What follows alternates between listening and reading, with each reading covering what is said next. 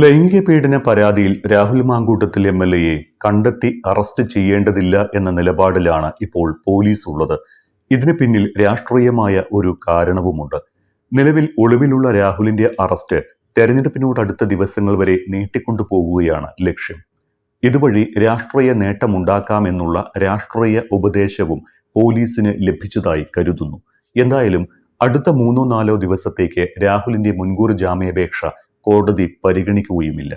മുൻകൂർ ജാമ്യാപേക്ഷ പരിഗണിക്കുന്നതിന് മുൻപായി രാഹുലിനെ അറസ്റ്റ് ചെയ്യാനായിരുന്നു പോലീസിന്റെ നീക്കം. എന്നാൽ ഒഴിവാക്കാനാകാത്ത അറസ്റ്റ് ഒരു രാഷ്ട്രീയ നേട്ടമാക്കാനാണ് ആലോചന. രാഹുലിന്റെ മുൻകൂർ ജാമ്യാപേക്ഷ പരിഗണിക്കുന്നത് ബുധനാഴ്ച വരെ കോടതി നീട്ടിയിട്ടുമുണ്ട്. തിരക്ക് പിടിച്ച് അറസ്റ്റ് ചെയ്യേണ്ടതില്ല എന്നാണ് ഇപ്പോൾ പോലീസ് തീരുമാനിച്ചിട്ടുള്ളത്.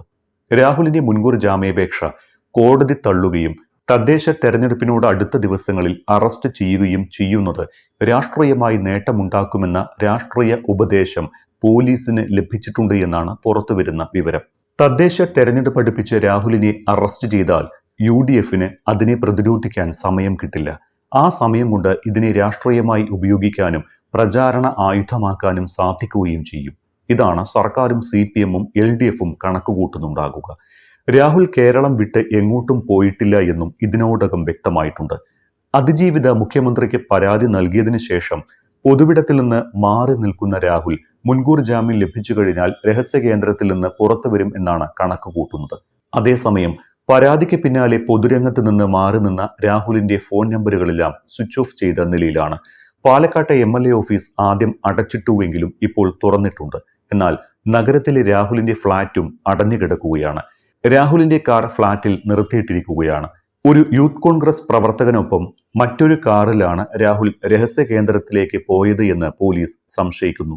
തമിഴ്നാട്ടിലേക്ക് കടന്ന രാഹുൽ കോയമ്പത്തൂരിൽ ഉണ്ട് എന്ന് പ്രചരിച്ചിരുന്നുവെങ്കിലും പാലക്കാട് തന്നെ ഉണ്ടായിരുന്നുവെന്നും ഇപ്പോൾ തൃശൂരിലാണ് എന്നുമുള്ള വിവരങ്ങളും പുറത്തു വരുന്നുണ്ട്. പോലീസും അത്തരത്തിലൊരു നിഗമനത്തിലാണ്.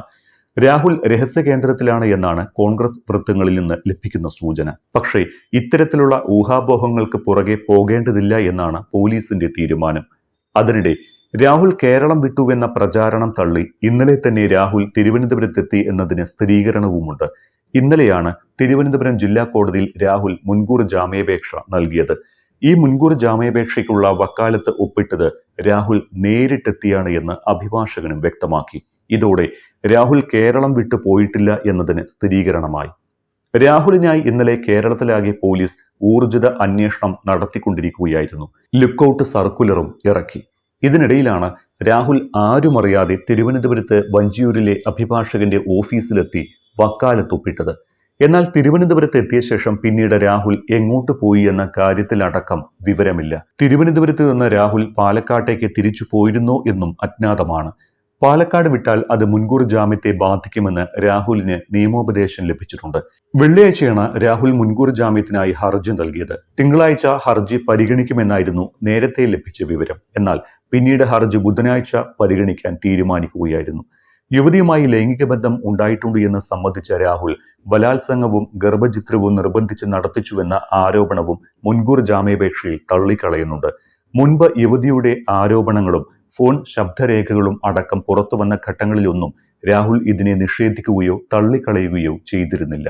പരാതി ഉണ്ടോ, തെളിവുണ്ടോ, FIR ഇടൂ എന്നൊക്കെയായിരുന്നു രാഹുൽ പറഞ്ഞുകൊണ്ടിരുന്നതും. ഓഡിയോ റെക്കോർഡുകളെക്കുറിച്ച് ചോദിച്ചപ്പോഴെല്ലാം പരിഹാസമായിരുന്നു മറുപടി. എന്നാൽ ഇപ്പോൾ ഫോൺ രേഖകളും ചാറ്റുകളും തന്റേത് തന്നെയാണ് എന്ന് രാഹുൽ സമ്മതിക്കുന്നു. പരാതിക്കാരിയാണ് സമൂഹമാധ്യമങ്ങൾ വഴി ബന്ധപ്പെട്ട് സൗഹൃദമുണ്ടാക്കിയത് എന്നാണ് രാഹുൽ വാദിക്കുന്നത്. ദീർഘകാലമായി സൗഹൃദമുണ്ടായിരുന്നു. ഭർത്താവ് ഗാർഹികമായി പീഡിപ്പിക്കുന്നുവെന്ന് പറഞ്ഞപ്പോൾ അനുകമ്പ തോന്നി. ഈ ബന്ധം പിന്നീട് ഉഭയകക്ഷി സമ്മതത്തോടെയുള്ള ലൈംഗിക ബന്ധത്തിലേക്ക് വളർന്നു. പരസ്പര സമ്മതത്തോടെയുള്ള ബന്ധമായതുകൊണ്ടാണ് പല സ്ഥലങ്ങളിലും വെച്ച് കണ്ടത്. ഇതെല്ലാം യുവതിയുടെ ചാറ്റുകളിൽ നിന്നും ഫോൺ രേഖകളിൽ നിന്നും വ്യക്തമാണ്. യുവതി ഭർത്താവിനൊപ്പമാണ് കഴിഞ്ഞിരുന്നത് എന്നും ആ സാഹചര്യത്തിൽ ഗർഭിണിയായതിന്റെ ഉത്തരവാദിത്വം ഭർത്താവിനാണ് എന്നുമാണ് രാഹുൽ ചൂണ്ടിക്കാട്ടുന്നത്. പരാതിക്കാരിയുടെയും ഭർത്താവിന്റെയും രാഷ്ട്രീയ ബന്ധം ചൂണ്ടിക്കാട്ടി പരാതിക്ക് പിന്നിൽ CPM BJP ഗൂഢാലോചനയാണ് എന്നും രാഹുൽ ആരോപിക്കുന്നു.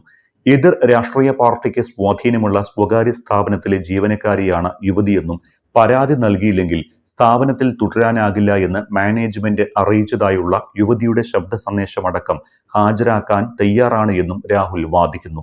ശബരിമല സ്വർണ്ണ കൊള്ളക്കേസിൽ നിന്ന് ശ്രദ്ധ തിരിക്കാനാണ് കേസെടുത്തത് എന്നാണ് രാഹുലിന്റെ മറ്റൊരു വാദം.